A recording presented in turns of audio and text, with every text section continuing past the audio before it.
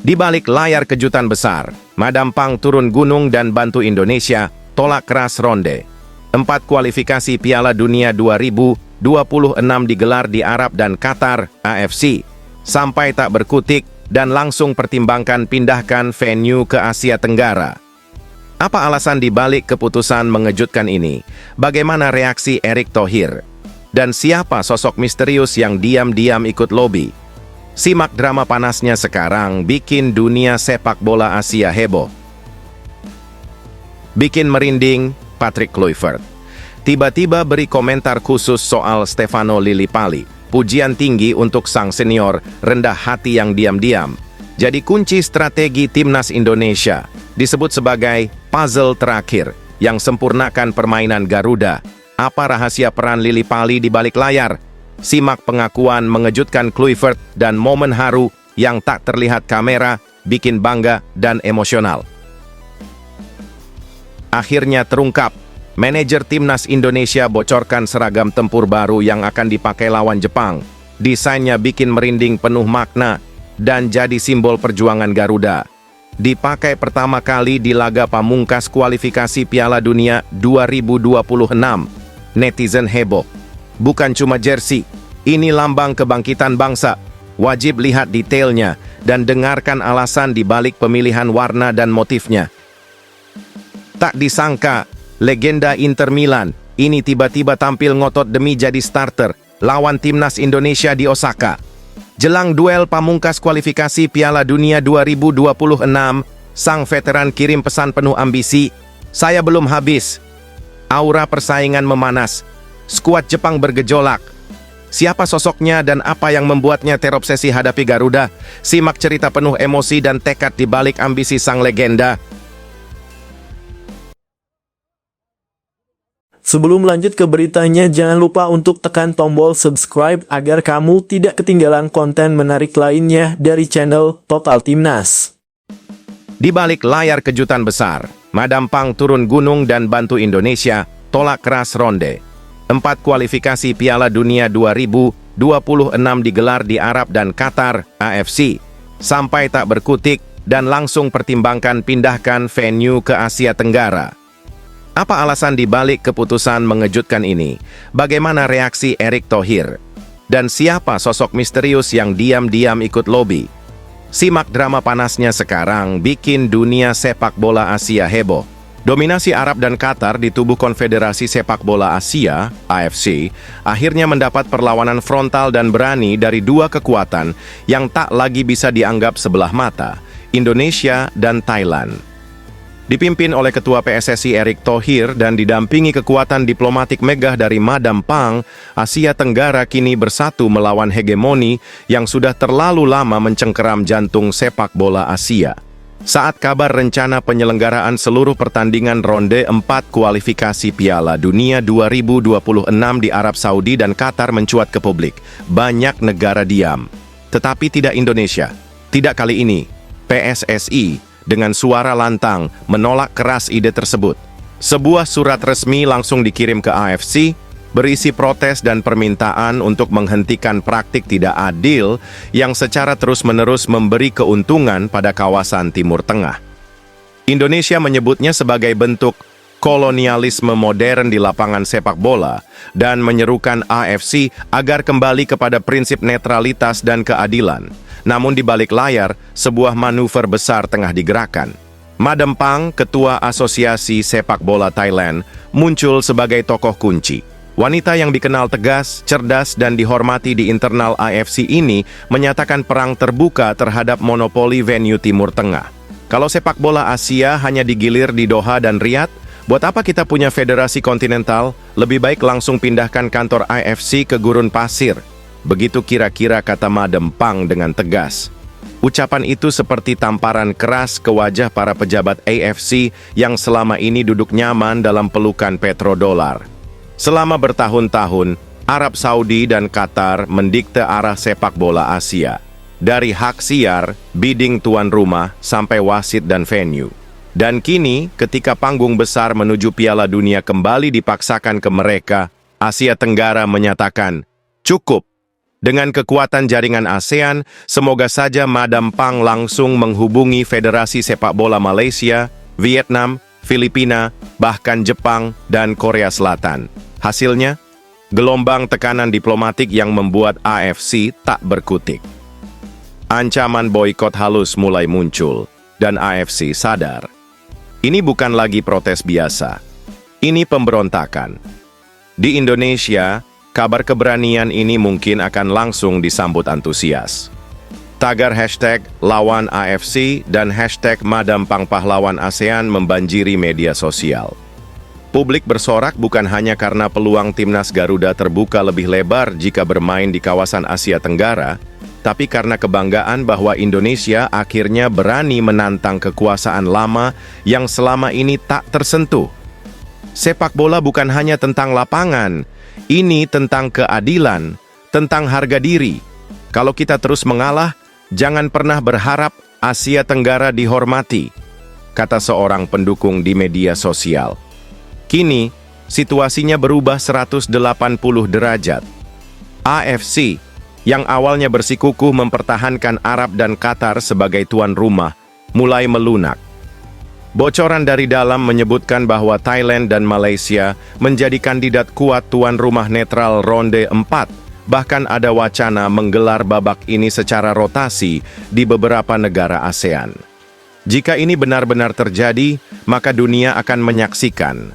Untuk pertama kalinya, kekuatan sepak bola Asia Tenggara mampu membalikkan arah keputusan Konfederasi Asia. Dan itu semua tidak akan mungkin tanpa keberanian Indonesia dan keberpihakan total dari seorang wanita yang kini dianggap sebagai game changer dalam sepak bola Asia, Madam Pang. AFC pun kini berada di bawah sorotan tajam. Jika mereka tetap memaksakan Timur Tengah sebagai venue, mereka akan dicatat sebagai pihak yang tak mampu menjunjung keadilan kontinen terbesar di dunia. Jika mereka menyerah dan pindah ke Asia Tenggara, maka sejarah baru akan tercipta. Dominasi Arab dipecah oleh kekuatan suara ASEAN. Kita sedang menyaksikan babak baru, sebuah pergeseran kuasa. Dan Indonesia bersama Madam Pang berada di garis depan perlawanan.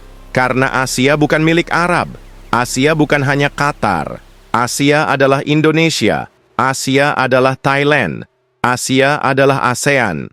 Dan sekarang, kita bersuara.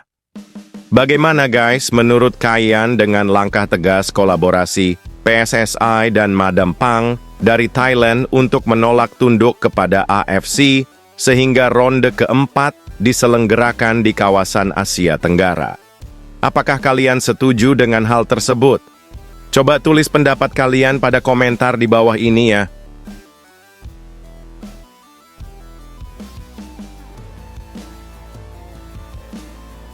Bikin merinding, Patrick Kluivert. Tiba-tiba beri komentar khusus soal Stefano Lillipali. Pujian tinggi untuk sang senior, rendah hati yang diam-diam. Jadi kunci strategi timnas Indonesia. Disebut sebagai puzzle terakhir yang sempurnakan permainan Garuda. Apa rahasia peran Lillipali di balik layar? Simak pengakuan mengejutkan Kluivert dan momen haru yang tak terlihat kamera, bikin bangga dan emosional. Kehadiran Stefano Lillipali di timnas Indonesia mengundang komentar positif dari sang pelatih Patrick Kluivert. Stefano Lillipali menampilkan performa positif saat masuk di babak kedua untuk timnas Indonesia ketika lawan China pada 5 Juni 2025 lalu. Dalam laga ini, Patrick Kluivert memainkan 7 pemain Liga 1 yang menunjukkan komitmennya tetap mencampur kekuatan di skuad Garuda, tidak hanya didominasi pemain abroad. Salah satu yang mencolok tentunya adalah Stefano Lillipali, sosok paling senior yang saat ini ada dalam skuad. Lillipali saat ini berusia 35 tahun, sudah mengoleksi 31 caps bersama timnas Indonesia sejak 2013 lalu.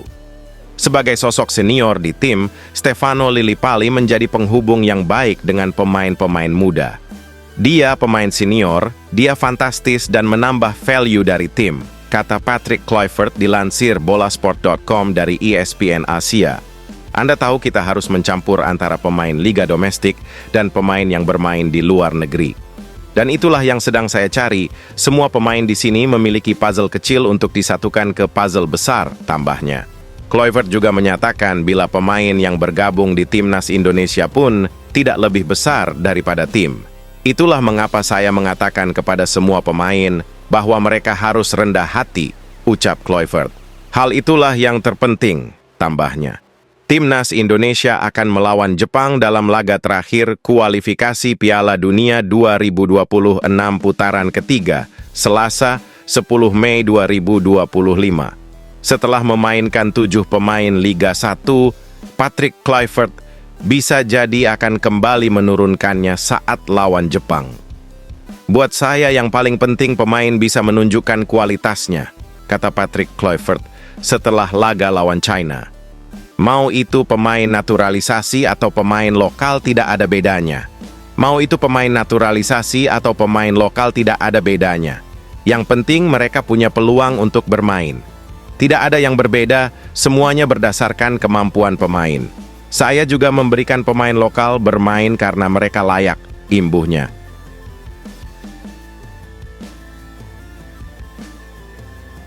Akhirnya terungkap.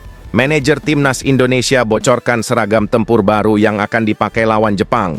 Desainnya bikin merinding penuh makna dan jadi simbol perjuangan Garuda.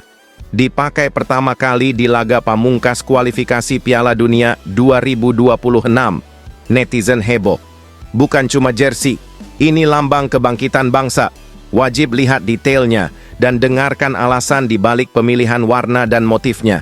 Timnas Indonesia harus bertamu ke kandang Jepang pada Selasa, 10 Juni 2025.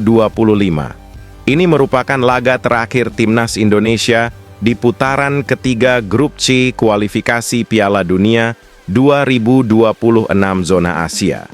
Pertandingan nantinya digelar di Stadion Suita, Jepang mulai pukul 17.35 waktu Indonesia Barat. Timnas Indonesia dipastikan bakal mengenakan jersey away pada kesempatan tersebut. Kepastian itu terungkap melalui unggahan akun Instagram manajer Timnas Indonesia, Sumarji. Sumarji memajang foto seragam Tom Hay bernomor 19 jelang duel terjadi. Bismillah, tulis Sumarji. Ini sekaligus menjadi momen debu bagi seragam away Timnas Indonesia. Sebagai informasi, jersey dengan warna dominan putih itu resmi dirilis pada 3 Februari 2025 lalu. Timnas Indonesia sempat menjalani laga tandang melawan Australia pada 20 Maret 2025.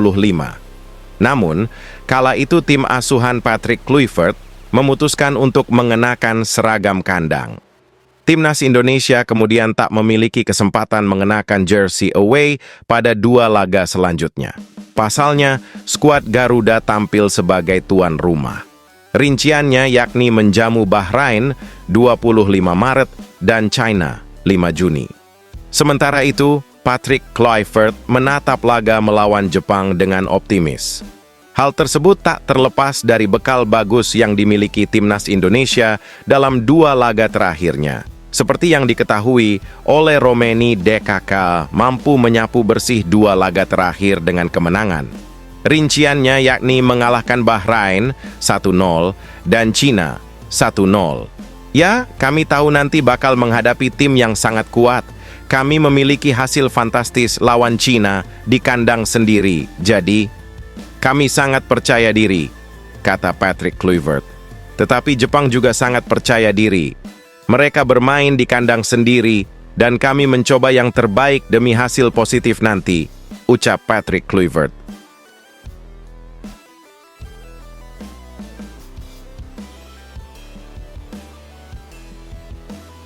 Tak disangka, legenda Inter Milan ini tiba-tiba tampil ngotot demi jadi starter lawan Timnas Indonesia di Osaka.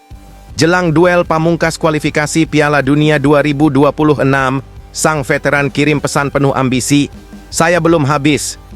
Aura persaingan memanas. Skuad Jepang bergejolak. Siapa sosoknya dan apa yang membuatnya terobsesi hadapi Garuda? Simak cerita penuh emosi dan tekad di balik ambisi sang legenda. Bek sayap senior Timnas Jepang, Yuto Nagatomo, mengaku sangat ingin bermain lawan Timnas Indonesia pada laga terakhir ronde ketiga kualifikasi Piala Dunia 2026 zona Asia di Suita City Football Stadium, Osaka, Selasa, 10 Juni 2025. Yuto Nagatomo adalah sosok paling senior dalam skuad tim nasional Jepang. Bek FC Tokyo itu masih sering dipanggil Hajime Moriyasu ke timnas Jepang. Sayang, Hajime Moriyasu belum memberikan kepercayaan untuk tampil. Yuto Nagatomo jadi penghangat bangku cadangan sepanjang perjalanan Samurai Biru di kualifikasi Piala Dunia 2026. Legenda Inter Milan tersebut terakhir kali bermain untuk timnas Jepang pada babak 16 besar Piala Dunia 2022 kontra Kroasia. Pada pertemuan pertama melawan timnas Indonesia di Jakarta, November 2024 lalu, Nagatomo ikut di bawah Hajime Moriyasu. Namun, Nagatomo tidak masuk daftar 23 pemain dalam skuad lawan timnas Indonesia. Nasib yang sama juga terjadi saat Jepang kalah di markas Australia di Perth, Kamis, 5 Juni 2025 lalu. Pelatih Jepang Hajime Moriyasu sudah mengatakan bahwa peran Nagatomo di tim bukan hanya seorang pemain, tapi juga sebagai pelatih. Namun, mantan pemain Marseille dan Galatasaray sangat ingin bermain di laga Jepang versus Indonesia.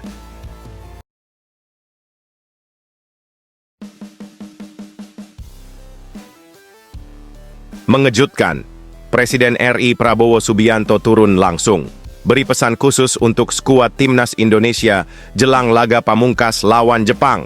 Kalimat singkat penuh makna. Ini bikin pemain dan ofisial terdiam dan merinding. Apa isi wejangan sang jenderal yang buat ruang ganti timnas hening? Saksikan momen penuh semangat dan haru jelang laga. Tim nasional Indonesia bersiap melawan Jepang dalam laga lanjutan kualifikasi Piala Dunia 2026 pada Selasa 10 Juni 2025 di Stadion Panasonic Suita, Osaka. Harapan untuk bisa menumbangkan tim Samurai Biru tidak hanya datang dari publik, tetapi juga dari Presiden RI Prabowo Subianto. Kepada para pemain, pelatih, dan ofisial timnas sepak bola Indonesia, Prabowo menyampaikan sejumlah pesan penting agar mereka bisa tampil maksimal saat menghadapi Jepang. Diketahui, pesan tersebut disampaikan dalam pertemuan yang berlangsung pada Jumat, 6 Juni 2025, di kediaman pribadi Presiden di Jalan Kertanegara, Jakarta. Ketua Umum PSSI, Erick Thohir menjelaskan, meskipun Indonesia telah memastikan lolos ke babak play-off, Presiden Prabowo menegaskan agar seluruh tim tetap memberikan performa terbaik saat melawan Jepang. Bapak Presiden menitipkan, walaupun kita sudah lolos ke play-off, nah kita fokus lawan Jepang juga tetap mesti benar-benar bermain maksimal. Jadi, jangan karena sudah lewat terus kita bersantai-santai. Itu bukan ciri khas yang dididik oleh Bapak Presiden untuk bangsa kita. Kita harus berjuang terus, jelasnya, dinukil laman setcup.go.id Minggu 8 Juni 2025. Lebih lanjut, Prabowo juga memberikan semangat kepada para pemain agar tetap percaya diri dalam menghadapi lawan tangguh seperti Jepang. Tadi Bapak Presiden pesan, jangan minder, kita bangsa besar, kita harus berani lawan semua, tegas Erick. Timnas Indonesia telah bertolak ke Jepang pada Sabtu, 7 Juni 2025. Kapten Timnas, Jay Idzes, menuturkan bahwa seluruh pemain kini tim telah mengalihkan fokus penuh ke laga penting tersebut. Kami akan fokus pada pertandingan terakhir karena itu masih penting. Tapi yang pasti, kami sangat senang bahwa kami telah lolos ke babak berikutnya. Tapi apa yang saya katakan, kami masih memiliki satu pertandingan lagi dan itu penting bagi kami, ucap Jay. Jay juga menyatakan tidak ada kendala berarti yang menjadi kekhawatiran menjelang pertandingan. Kita tahu pertandingan berikutnya adalah melawan Jepang. Namun seperti yang saya katakan sebelumnya, saat ini kita merayakan kemenangan kemarin. Dan mulai hari ini, kita akan fokus pada Jepang, tambahnya.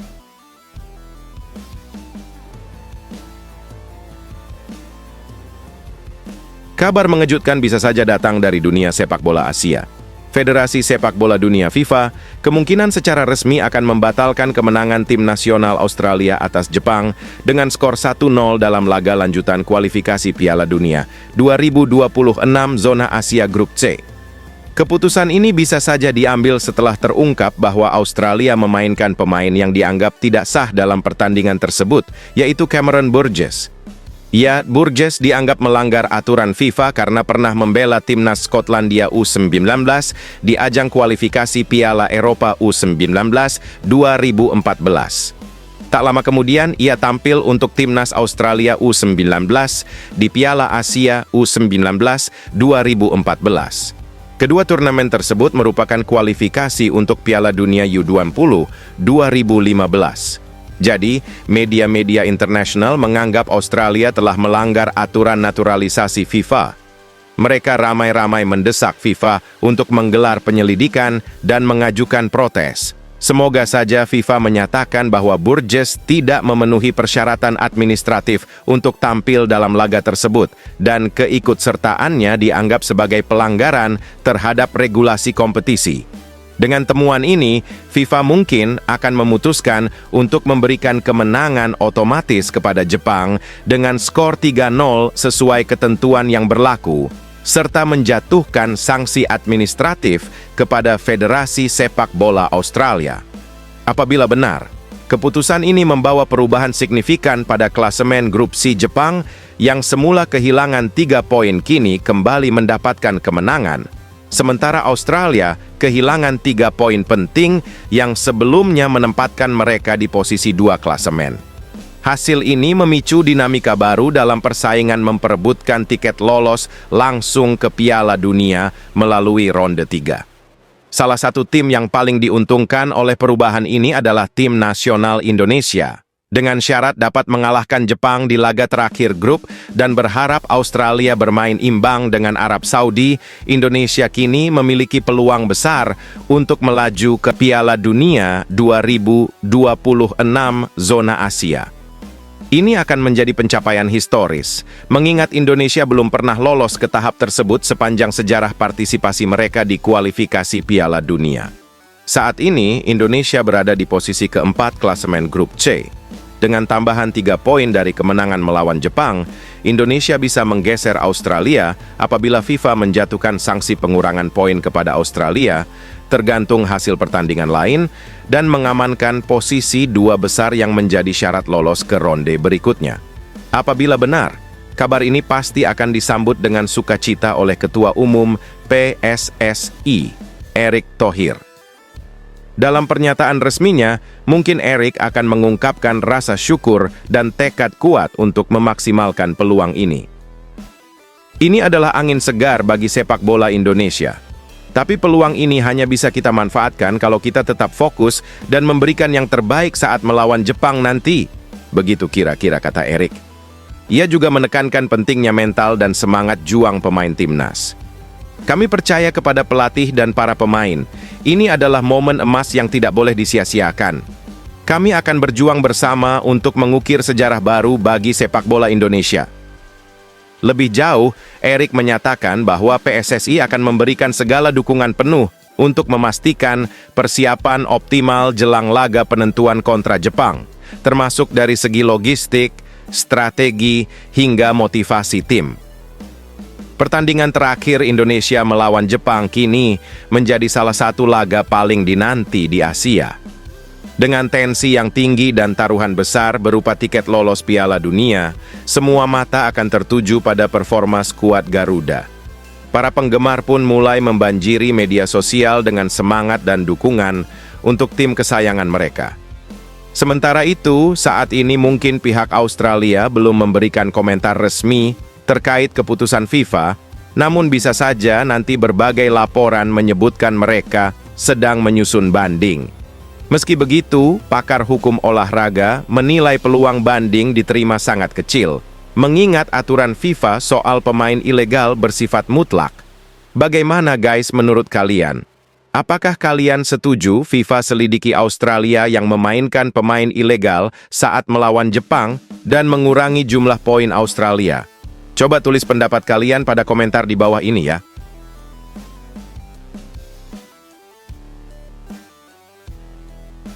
Egy Maulana Fikri bicara lantang di hadapan media Jepang. Meski tuan rumah dikabarkan turunkan tim pelapis bintang timnas Indonesia, ini tak gentar sedikit pun, bahkan tegaskan misi besar Garuda datang bukan untuk liburan, tapi untuk menang. Apa sebenarnya yang membuat Egy begitu percaya diri? Ada strategi rahasia dari Kluivert. Saksikan pernyataan penuh semangat Egy yang bikin Jepang ketar-ketir. Gelandang timnas Indonesia, Egy Maulana Fikri, menegaskan bahwa ia tak terpaku dengan status Jepang yang akan menurunkan pemain pelapis. Pasalnya, yang terpenting, skuad Garuda menang.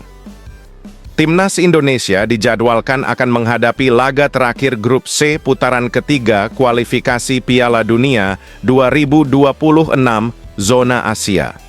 Skuad Garuda bertandang ke markas Jepang di Stadion Suita City Football Stadium, Osaka, Selasa, 10 Juni 2025. Pertandingan ini sebenarnya sudah tak memiliki pengaruh besar buat timnas Indonesia maupun Jepang. Untuk tim asuhan Hajime Moriyasu dipastikan telah lolos ke putaran final Piala Dunia 2026. Ini karena Jepang sampai saat ini telah mengemas 20 poin dan tetap berada di posisi puncak klasemen Grup C. Oleh karena itu, meski masih menyisakan satu pertandingan lagi, Jepang tak akan tergusur dari posisinya. Pasalnya, saat ini Australia yang berada di peringkat kedua klasemen Grup C pun baru mengemas 16 poin.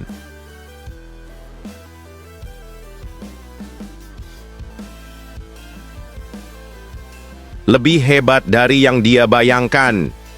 Keisuke Honda tak bisa sembunyikan kekagumannya setelah menyaksikan langsung permainan mentereng timnas Indonesia. Mantan bintang AC Milan itu tertegun dan sampaikan harapan mengejutkan. Mereka pantas main di Piala Dunia 2026. Apa yang dilihat Honda hingga bikin dunia terpukau? Simak reaksi penuhnya sekarang sebelum terlambat. Mantan pemain Jepang, Keisuke Honda, terkejut melihat permainan timnas Indonesia. Ia berharap agar tim merah putih bisa lolos ke Piala Dunia 2026. Timnas Indonesia tampil baik di Grup C putaran ketiga kualifikasi Piala Dunia 2026 zona Asia. Dari 9 pertandingan yang sudah dijalani, timnas Indonesia meraih 12 poin. Timnas Indonesia saat ini duduk di posisi keempat klasemen, sementara Grup C. Tim asuhan Patrick Kluivert itu menyisahkan satu pertandingan lagi melawan Jepang pada laga Grup C. Putaran ketiga kualifikasi Piala Dunia 2026 zona Asia di Stadion Panasonic Suita, Osaka, Selasa, 10 Juni 2025. Meski begitu, timnas Indonesia sudah dipastikan lolos ke putaran keempat kualifikasi Piala Dunia 2026 zona Asia. Babak selanjutnya itu akan mulai digelar pada Oktober 2025. Saya rasa Anda semua lebih dahulu daripada saya. Saya baru saja melihat hasil terkini timnas Indonesia. Itu membuat saya terkejut, kata Keisuke Honda kepada awak media, termasuk bolasport.com di Asiop Stadium, Cempaka Putih, Jakarta Pusat, Minggu, 8 Juni 2025. Mantan pemain AC Milan itu melihat timnas Indonesia banyak mempunyai pemain-pemain berkualitas. Ia juga memuji permainan pemain-pemain muda timnas Indonesia. Saya juga dengar timnas Indonesia lolos ke babak selanjutnya. Jadi masih punya kesempatan untuk bermain di Piala Dunia 2026, kata Keisuke Honda. Itu luar biasa. Perjuangan timnas Indonesia di putaran keempat kualifikasi Piala Dunia 2026 zona Asia tidak mudah. Sebab, dari 6 negara yang tampil, hanya 2 tim saja yang lolos ke Piala Dunia 2026. Timnas Indonesia juga menjadi tim pertama Asia Tenggara yang bisa melaju ke babak keempat. Ini menjadi prestasi luar biasa bagi timnas Indonesia. Kemajuan yang luar biasa di negara-negara Asia Tenggara. Tidak mudah, bukan? Jadi, saya harap timnas Indonesia bisa lolos ke Piala Dunia tahun depan. Tutup Keisuke Honda. Mereka ramai-ramai mendesak FIFA untuk menggelar penyelidikan dan mengajukan protes. Semoga saja FIFA menyatakan bahwa Burgess tidak memenuhi persyaratan administratif untuk tampil dalam laga tersebut dan keikutsertaannya dianggap sebagai pelanggaran terhadap regulasi kompetisi. Dengan temuan ini, FIFA mungkin akan memutuskan untuk memberikan kemenangan otomatis kepada Jepang dengan skor 3-0 sesuai ketentuan yang berlaku, serta menjatuhkan sanksi administratif kepada Federasi Sepak Bola Australia. Apabila benar, keputusan ini membawa perubahan signifikan pada klasemen grup C Jepang yang semula kehilangan 3 poin kini kembali mendapatkan kemenangan, sementara Australia kehilangan 3 poin penting yang sebelumnya menempatkan mereka di posisi 2 klasemen. Hasil ini memicu dinamika baru dalam persaingan memperebutkan tiket lolos langsung ke Piala Dunia melalui ronde 3. Salah satu tim yang paling diuntungkan oleh perubahan ini adalah tim nasional Indonesia, dengan syarat